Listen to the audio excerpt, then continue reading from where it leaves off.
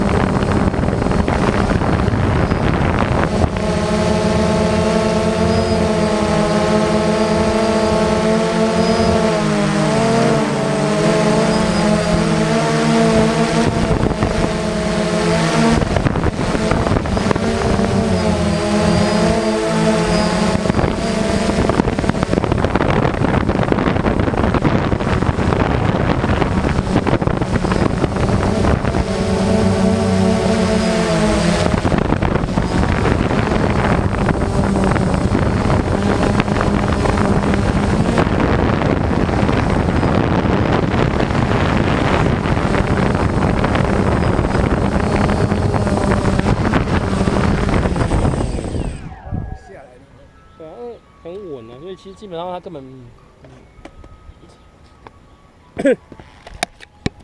我那个遥控器4轴专用，没有那个跟这一台一起配的、啊。好配的。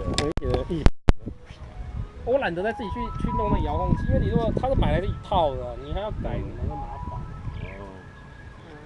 哦。那你只要再买一套 FPV 装上去就好了。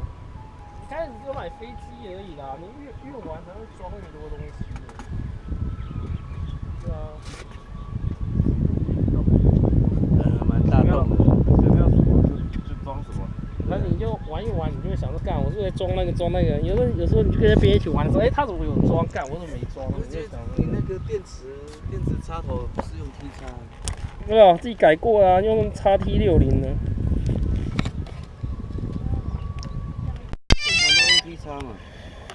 不一定也有 XT60的 ，T 插和 XT60最多啊。对啊，这个 T 插和 XT60最多。我们台湾都用华歌尔的遥控器。没有不会啊。不是啊，你就 JR 安抚它吧。JR 安抚它吧，不是华歌那个整套配的那一种的啦。华歌是整套配的。对啊，像你那种整套配的啊，那个我那种9洞或者11洞的那个，它一支要1万多块。它一支那个遥控器要1万多，可以直升机什么的。没有，不是我用的那一种 JR 的。